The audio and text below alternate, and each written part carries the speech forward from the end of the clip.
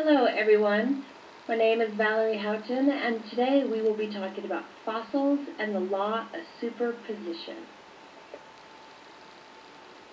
Let's take a look at this laundry basket, just typical laundry basket that we have.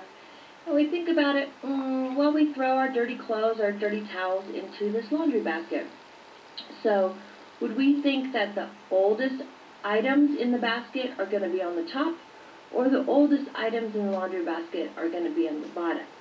Well, typically, the oldest items that we throw into the laundry basket have been there for a while, and they're going to go on the bottom, and the newest items are going to be on the top.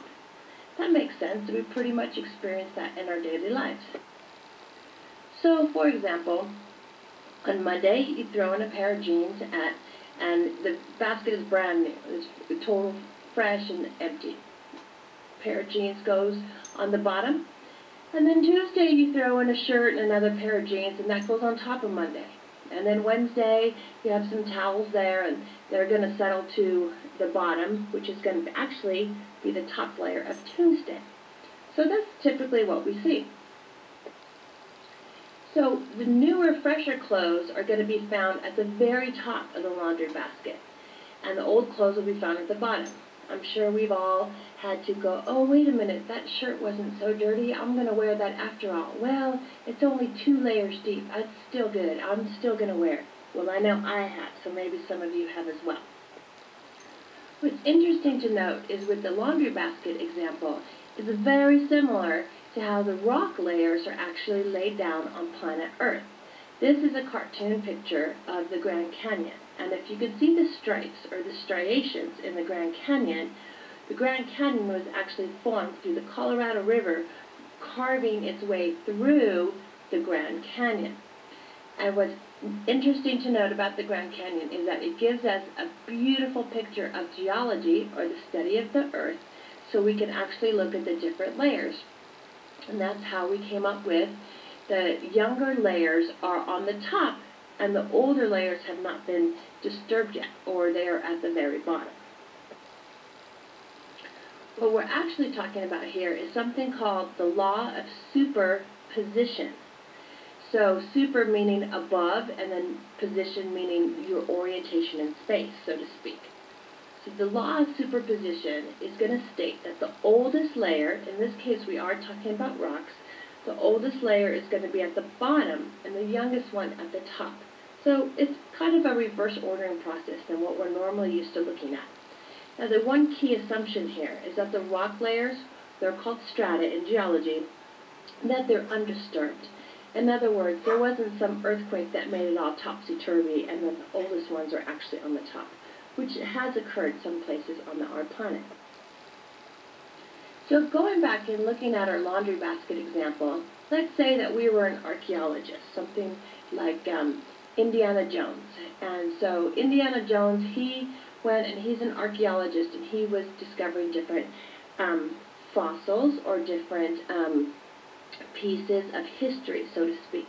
So a fossil is a piece of history, but it's a piece of history composed of an animal. We have our own pieces of history, so to speak, but not exactly fossilized. However, our piece of history, for example, is, let's say your favorite pair of jeans were thrown into the laundry basket like a week ago. And you're like, oh my gosh, those are my favorite pair of jeans. I have to go find them. So you go digging through your strata of laundry, and you find your favorite pair of jeans. You're like, I love these jeans. Okay, they're not too dirty. I'm going to wear them anyways. And so you just freshen them up, and you put them on, and you put your hand in the pocket, and you see, oh my gosh, what is this? Oh wow, my movie ticket from last week. I forgot I even went to that movie.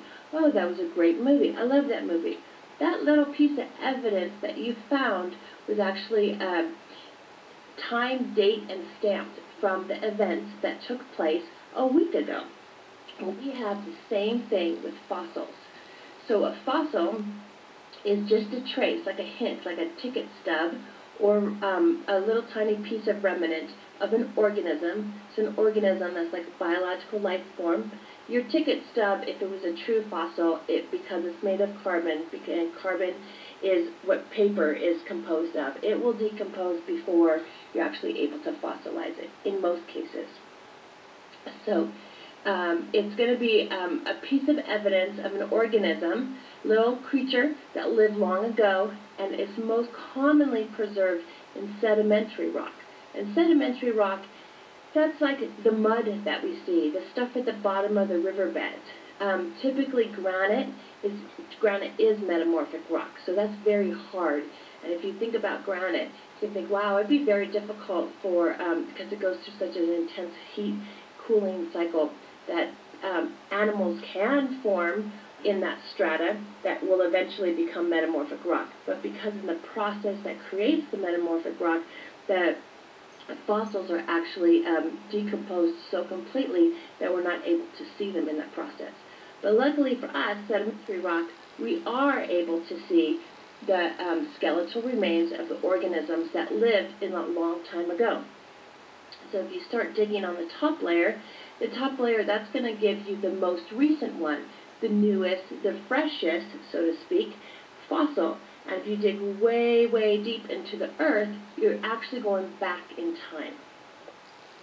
So hopefully you can see through this brief presentation that the law of superposition is stating that the oldest layer is at the bottom and the youngest is at the top.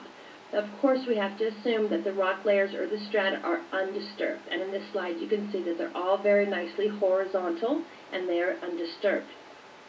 The law of superposition helps paleontologists and also archaeologists.